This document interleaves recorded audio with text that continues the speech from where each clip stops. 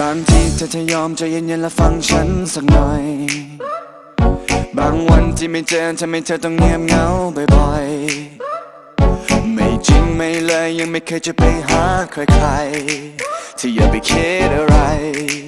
ก็อยากให้รู้เอาไว้ก่อนนั้นเธอจะทำอะไรเธอใจถึงสปา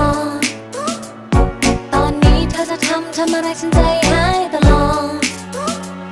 ไม่ดูไม่แลและไม่แค่เธอจะให้ฉันยังไงก็จะไม่คิดอะไรแต่ฉันคิดได้ไหมก็เครื่องมันแฮงไม่อย่างนั้นก็เน็ตกาดเฟซมันลมก็ลายรั่วอย่าคิดมากอยากสื่อสารไม่ต้องพึ่งนกพิราบแค่คิดถึงทำแค่นั้นฉันก็ทราบจะไปอยู่ตรงหน้าจะไปหาแน่แน่เธอจะอยู่ที่ไหนจะเปิดไซเรนไปหาเธอแน่แค่คิดถึงฉันเอาไว้ไม่ได้อยากถามแต่แค่อยากรู้ว่าเธอยังรักฉันไหมอยู่ใกล้แค่นี้แต่เหมือนเธอนั้นห่างไกลแสนไกลใจเธอวันนี้ไปเป็นของใครหาไม่เจออยากอธิษฐานให้ปาฏิหาริย์วันนั้นกลับมาได้ไหมมีเธอมีฉันไม่ว่าเรานั้นจะอยู่ที่ใดแค่หลับตาลงลืมตาเมื่อไรก็มีเธอช่วยดูแลกัน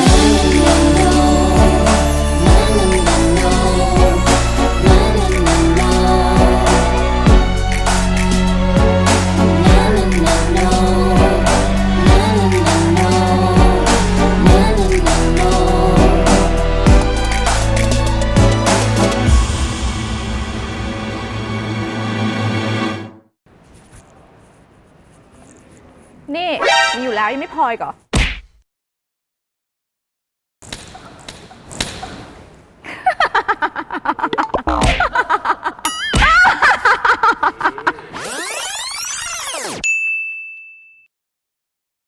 นี่มันปีพศไหนแล้วจะเป็นนางเอกมันต้องสตรอง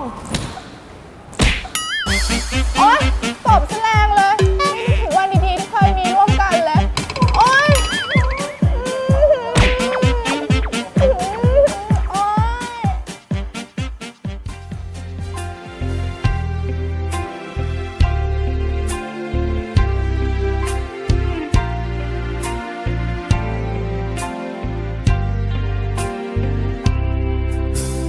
เดินจับมือกัน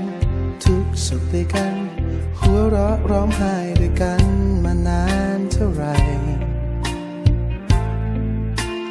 ฉันไม่เคยลืมจากใจวันที่เรายิ้มวันที่ทะเลาะอาบวันและคืนเหล่านั้นจะยังงดงามไม่เคยเปลี่ยนไปยังคงเป็นดังเหมือนกับเมื่อวานอยู่ในส่วนลึกความทรงจำแต่ต่างกันแค่เพียงในตอนนี้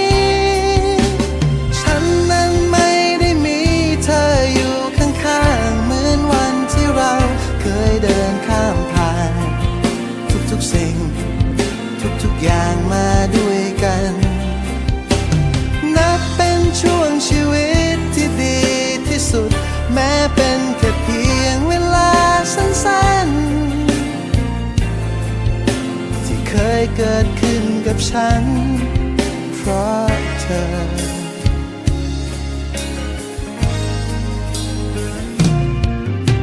เพลงและของขวัญ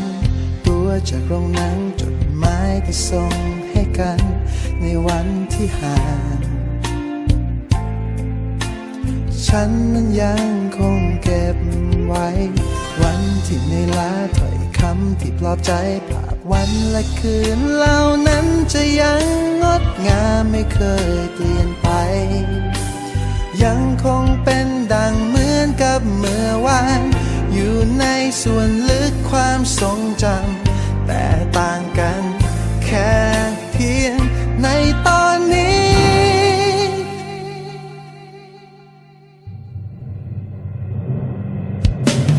ฉันนั้นไม่ได้มีเธออยู่ข้างๆเหมือนวันที่เราเคย ามผ่านทุกๆสิ่งทุกๆอย่างมาด้วยกัน นับเป็นช่วงชีวิตที่ดีที่สุดแม้เป็นแค่เพียงเวลาสั้นๆแต่ก็เคยเกิดขึ้นกับฉันเพราะเธอไม่รู้ว่าเธอไม่รู้ว่าจะได้ยินเพลงนี้หรือยังอยากจะให้เธอช่วยมารับฟังว่าฉันนั้นคิดถึง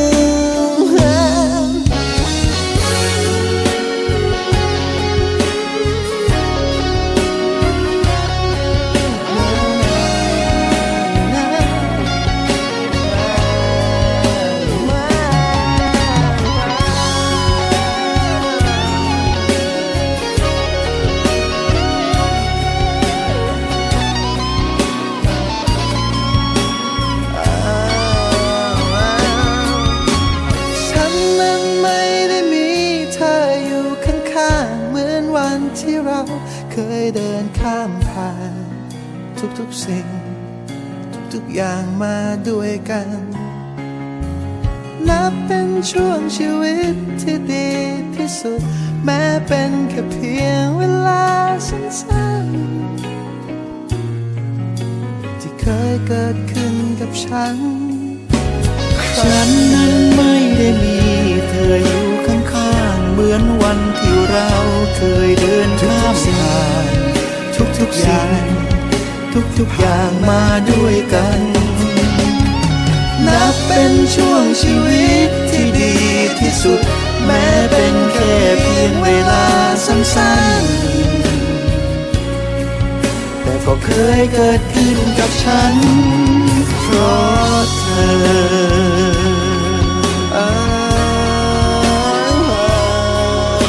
ทุกสิ่งทุกอย่างที่ผ่านมาด้วยกันนับเป็นช่วงชีวิตที่ดีที่สุดแม้เป็นแค่เพียงเวลาสั้นๆแต่ก็เคยเกิดขึ้นกับฉันเพราะ